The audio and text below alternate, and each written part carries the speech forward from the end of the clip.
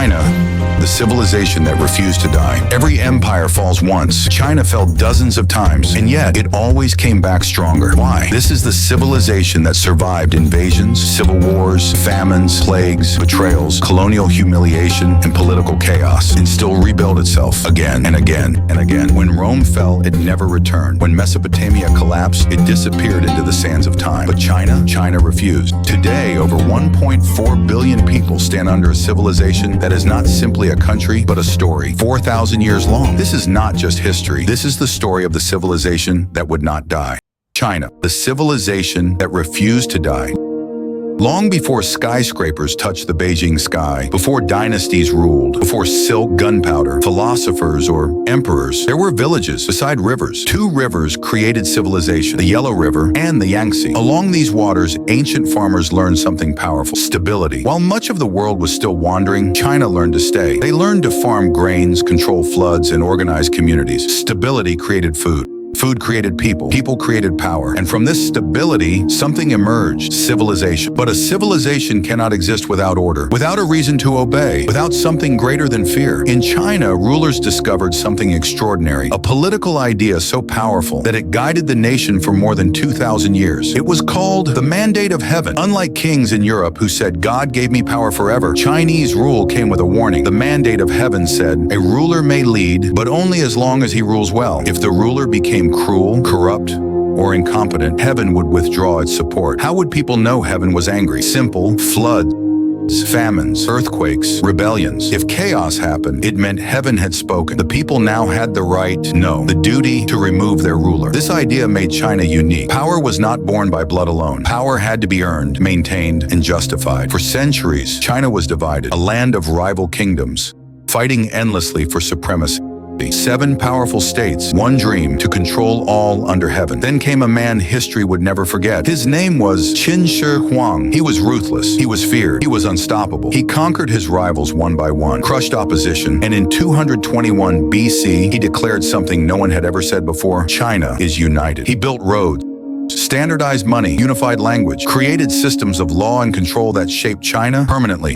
But he ruled with iron and terror. He burned books, buried scholars who criticized him, forced millions to labor, and began building what would later become the Great Wall. His empire was powerful, but fear-built kingdoms do not last. And when Qin Shi Huang died, his dynasty collapsed almost instantly. But the idea he created, a united China, never disappeared again. From the ashes of Qin rose a dynasty that would define China's identity forever: the Han Dynasty. While Rome rose in the west, Han China ruled the east. They mastered governance, expanded territory, built bureaucracy, invented paper, opened the Silk Road, connecting China to the rest of the world for the first time in history. They created culture, philosophy, science, economy, and the idea that China was the center of the civilized world. China was not just surviving anymore. It was thriving, dominating, leading. But remember the rule of history: no system lasts forever. The Han Dynasty fell, corruption grew, rebellions erupted, warlords divided the land. China was broken again. Civil war, blood, starvation, chaos. The world has seen this story before. When great civilizations fall, they vanish. But China did not vanish. This is what makes Chinese civilization extraordinary. Every time China collapsed, someone picked up the broken pieces and rebuilt it. A new dynasty rises, order returns, culture continues. Collapse, rebuild,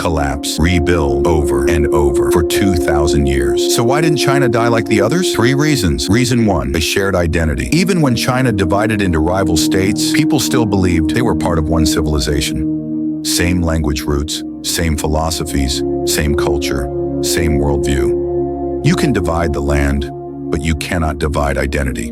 Reason 2, the mandate of heaven. The mandate of heaven created a cycle.